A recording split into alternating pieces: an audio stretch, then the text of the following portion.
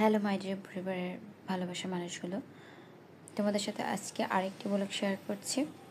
তবে এখন আর ব্লগ করার সময় পাচ্ছি না, যেহেতু বাপি মা বাসায় আসছে, তাই ওদেরকে নিয়ে একটু ব্যস্ত থাকতে হচ্ছে। বুঝে তো, তারা দুজনে অসুস্থ এবং বয়স্ক দুজন মানুষ।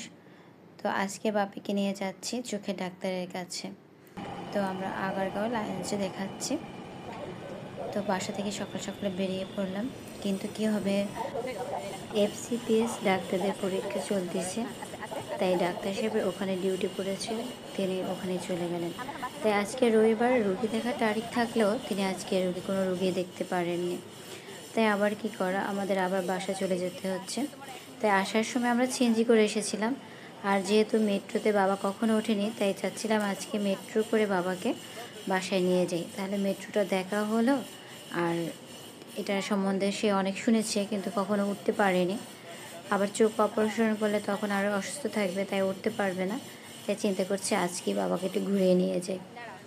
তো আমরা দুজনেই টিকিট কেটে নিলাম। তারপরে আবার বাবাকে সে একটু ঘুরিয়ে দেখালাম, একটু বাবার ছবি তুলে দিলাম। এরই মাঝে মেট্রো চলে আসলো। আমরা যেহেতু উত্তরে যাব, তাই আমাদেরটা ডান পাশে, বাবাকে বললাম যে আমরা এদিকে যাব, আর মতিঝিল যাবে বাম পাশে। এরকম বলার পরে আমরা যাচ্ছিলাম। তো এখানে প্রথমে ওঠার পরে কোনো সিট ছিল না, কোনো সিট ফাঁকা ছিল না।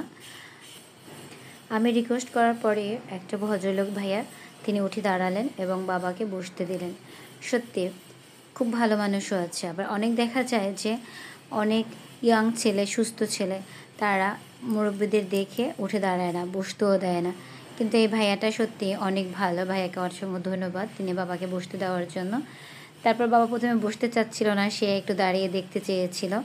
আমি তারপর বাবাকে বললাম বসো, তুমি বসেই দেখতে পারবা, কারণ যেহেতু বাবা অসুস্থ, সে দাঁড়িয়ে বেশিক্ষণ থাকতে পারবে না। তাই বাবাকে বসতে বললাম, এবং মাঝখানে হয়তো একটু উঠে দাঁড়িয়ে তারপর সে দেখছিল, কারণ তিনি তো কখনো মেট্রোতে আগে উঠেনি, তবে কলকাতায় উঠছে। কলকাতায় বাবা অনেকবার গেল, তখন বাবাকে মেট্রোতে উঠলাম। এখানকার মেট্রো আর কলকাতার মেট্রো কিন্তু আলাদা, কারণ কলকাতার মেট্রোটা মাটির নিচ থেকে চলে, ওখানে পাতাল ট্রেন বলা হয়। আর আমাদের এখানটা আকাশপথে চলে, তাই না, মানে এটা রাস্তার উপর থেকে চলে। এই যে, তো বাবা সেটা বলতেছিল যে আমরা তো ওখানে মাটির নিচ থেকে গিয়েছিলাম, আর এখানে তো মাটির নিচ থেকে না। তাই বাবা দেখার খুব আগ্রহ ছিল। আজকে আসা যাওয়াটাই শুধু কষ্ট হলো, আর ডাক্তার দেখানো হলো না। বাবা মাকে নিয়ে তো অনেক দূর ঘুরতে ইচ্ছা করে, কিন্তু ততটা সময় পাচ্ছি না, বা বাবা মাও ততটা সুস্থ না, কারণ তারা এখন অতটা জার্নি করতে পারে না, সব সময় সব গাড়িতে উঠতে পারে না, বয়স হলে যা হয়।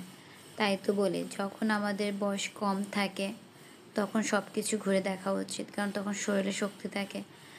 বাবা মা সারা জীবন আমাদের জন্য অনেক কিছুই করেছে। যখন তিনি শক্তি ছিলেন, অনেক পরিশ্রম করেছে আমাদের একটু ভালো রাখার জন্য। আর এই শেষ বয়সে এসে তারা এখন একদম নরম হয়ে গেছে।